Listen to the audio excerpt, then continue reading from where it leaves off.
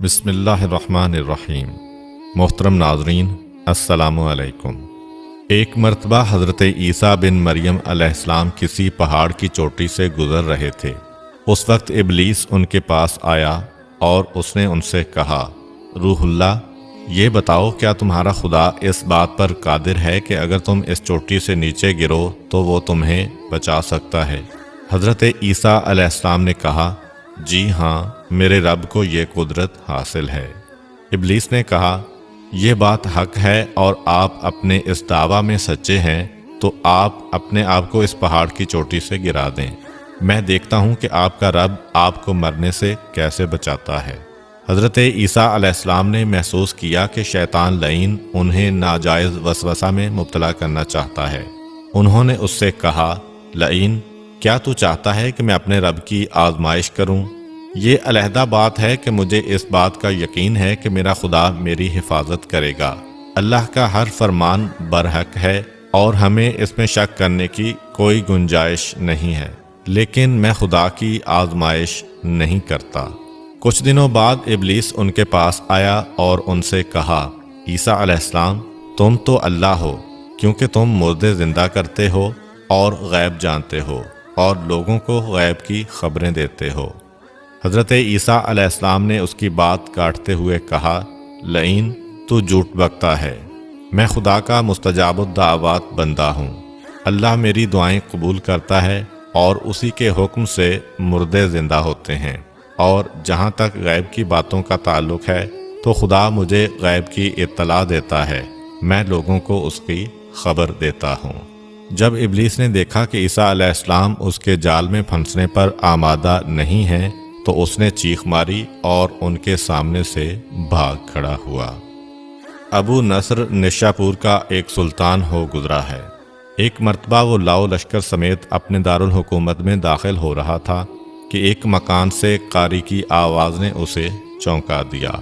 ابو نصر قرآن سننے کے لیے رک گیا۔ قاری نے دلسوز آواز میں سورہ آل عمران کی آیت نمبر 26 کی تلاوت کی، جس کا ترجمہ یہ ہے، آپ کہہ دیں کہ اے اللہ، تو ہی مالک الملک ہے، تو جسے چاہے سلطنت عطا کرے اور جس سے چاہے سلطنت چھین لے، اور جسے چاہے عزت دے اور جسے چاہے ذلت دے، تمام بھلائی تیرے ہاتھ میں ہے، بے شک تو ہر چیز پر قدرت رکھتا ہے۔ اس آیت مجیدہ نے سلطان کے دل پر گہرا اثر کیا۔ وہ یہ آیت سن کر کانپ اٹھا، گھوڑے سے اترا اور رکوع کیا، پھر سجدہ بجا لایا۔ کچھ عرصہ بعد اس قاری کی وفات ہو گئی۔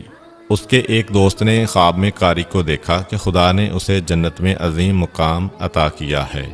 اس نے قاری سے پوچھا کہ تجھے یہ مقام کس وجہ سے نصیب ہوا ہے؟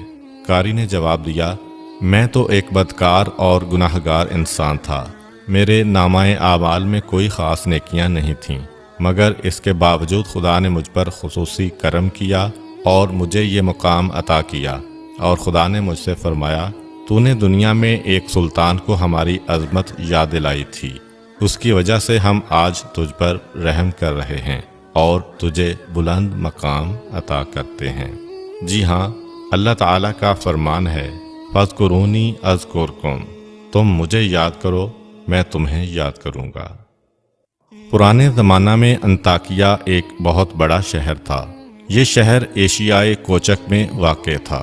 اس شہر کی لمبائی 12 میل تھی اور اس میں انسانوں کی ایک بھاری تعداد قیام پذیر تھی۔ انطاکیہ شہر کے لوگ گمراہ اور ظالم تھے۔ وہ ستاروں اور بتوں کی پوجا کرتے تھے۔ اللہ تعالیٰ نے ان کی رشد و ہدایت کے لیے ان کے پاس 2 نبی بھیجے۔ اہل شہر نے ان کی تکذیب کی تو ان کی تقویت کے لیے تیسرے رسول کو وہاں بھیجا گیا۔ چنانچہ تینوں انبیاء نے لوگوں کو خدا کے راستہ کی دعوت دی اور شہر کے گوشہ گوشہ میں انہوں نے تبلیغ دین کی، لوگوں کو توحید کی دعوت دی، معاد اور یوم قیامت سے آگاہ کیا اور انہیں عذاب خداوندی سے خبردار کیا۔ اہل شہر بڑے بدبخت تھے۔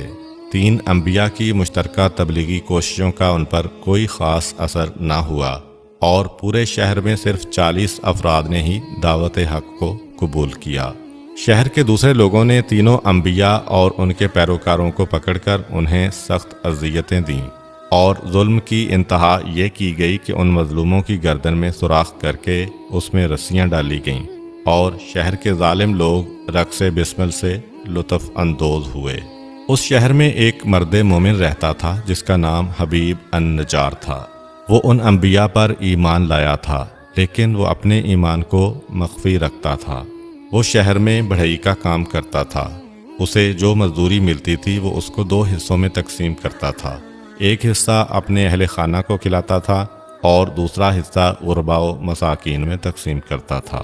جب حبیب النجار کو اس ظلم کا پتہ چلا تو انہوں نے اپنی قوم کو تبلیغ کرتے ہوئے کہا، اے میری قوم، ان رسولوں کی پیروی کرو، ان کی اتباع کرو جو تم سے کوئی اجر نہیں مانگتے اور وہ راہ راست پر ہیں، اور میں کیوں نہ اس ذات کی بندگی کروں جس نے مجھے پیدا کیا ہے اور جس کی طرف تم سب کو پلٹ کر جانا ہے۔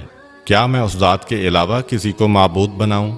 جبکہ اگر خدائے رحمان مجھے ضرر پہنچانے کا ارادہ کر لے تو ان کی شفاعت مجھے کوئی فائدہ نہیں دے سکتی اور نہ وہ مجھے چھڑا سکتے ہیں۔ تب تو میں صریح گمراہی میں مبتلا ہو جاؤں گا۔ میں تو تمہارے پروردگار پر ایمان لے آیا ہوں، لہٰذا میری بات سن لو۔ کیا میں اسے چھوڑ کر دوسرے معبود بنا لوں؟ حالانکہ اگر خدائے رحمان مجھے کوئی نقصان پہنچانا چاہے تو نہ ان کی شفاعت میرے کسی کام آ سکتی ہے اور نہ وہ مجھے چھڑا ہی سکتے ہیں۔ اگر میں ایسا کروں تو میں واضح گمراہی میں مبتلا ہو جاؤں گا۔ میں تمہارے رب پر ایمان لے آیا، تم بھی میری بات مان لو۔